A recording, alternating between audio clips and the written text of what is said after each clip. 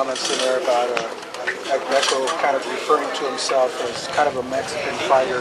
What do you think about his comments in that regard?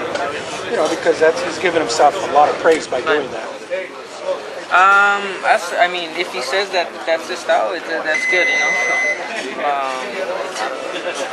I gotta say that he does have a similar style to a Mexican because he likes to fight forward.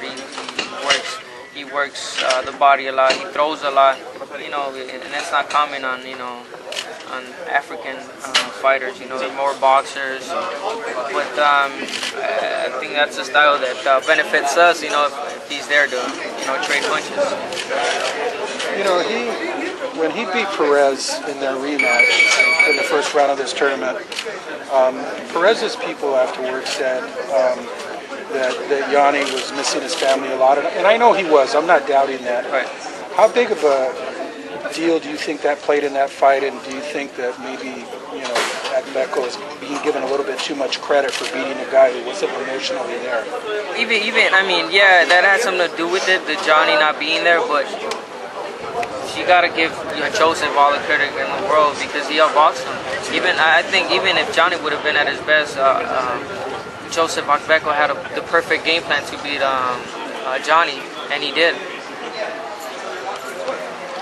Whatever you can tell us about your game plan, or maybe things that you see in Agbeko that you might be able to exploit. I realize you don't want to give us right. strategy. Obviously, we don't like to give strategies. Of course not. The game plan, but one thing, the key, I think, in that fight is going to be my jab. Whoever works their jab, the best, I think is going to come out, victorious because he's a fighter that likes to come in with his head in first. That's why there's a lot of headbutts. We gotta fight an outside fight and work our jab really good. Does that concern you, the possibility of Oh yeah, no doubt, especially when I got, recent cuts, hoping that they don't open again. But, once we get in there, all that is gone from our head and, just fight. You're 4 days away from the biggest fight of your life. What's going through your mind right now as you get close and thinking about it and maybe dreaming about it, hopefully they're dreams and not nightmares? No, they're all dreams, really good dreams.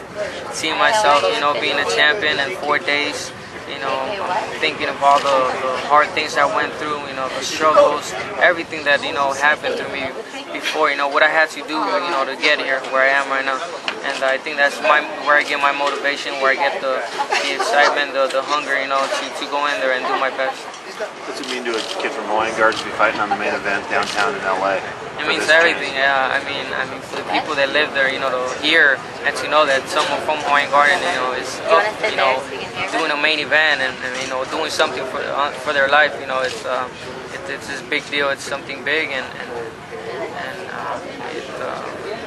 it feels good, it feels good that people talk about you and people can have someone to look after, not just, bad things that, as we all know, Hawaiian Gardens is known for just, a lot of gang activities. Who did you look up to when you were coming up in boxing? Who were your early heroes? Oh, no doubt, Julio Chavez was, my favorite fighter of all times. And as I mentioned before, I said that, I myself growing up saw nothing but good fights, top, level fights, no mismatches, and that's what I'm fighting, today. Nothing but hard fights and, fights that are, against fighters that are in their prime, and that's the type of fights I want to fight and be recognized as one of the best. You were born in Mexico. I was born in Guadalajara, Jalisco.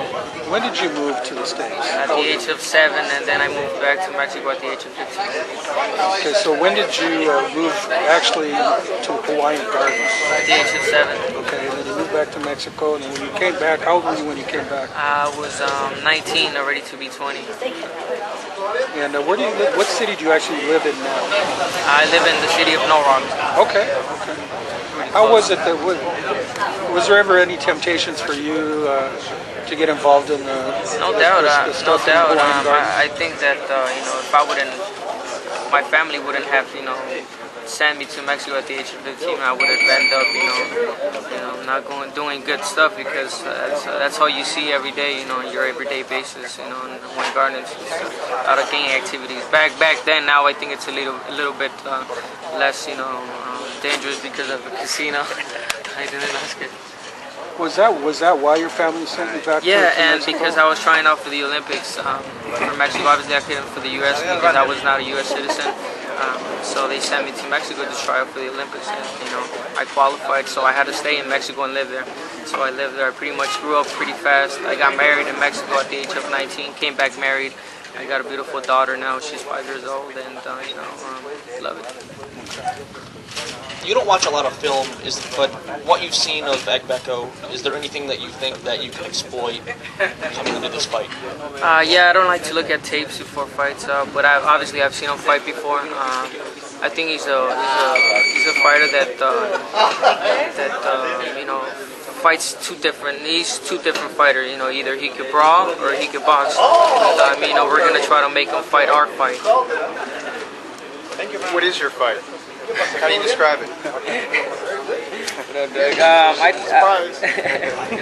I consider myself a techno fighter. I can be technical, and then I can fight, brawl at the same time. Counter puncher.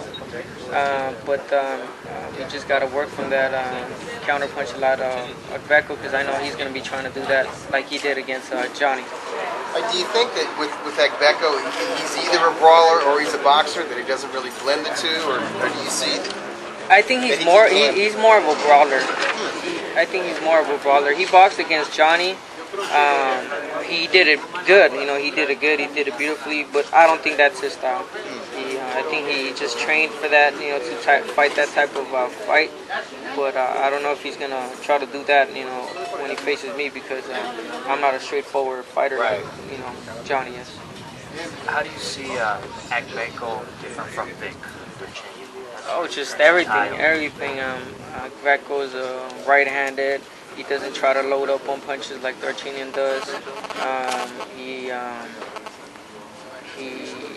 He knows how to box. He fights really low, and he's faster than Darchinyan, I think. Having fought in both guys, how do you see the undercard fight going? Oh, it's going to be tough for both of them. As we saw, Darchinyan is the type of fighter that doesn't like to be pressured. As you saw with my fight, he doesn't like to be pressured. And Johnny's he's a pro at that. He just pressures you until he suffocates you, with his pressure. And the other way around, Darchinyan is the type of fighter that throws punches from all angles, and then Johnny is there to get hit, to be hit. He's straight up. He's got his face up, and if Darchinyan is able to land with that left hand, I think Johnny's going to be in trouble.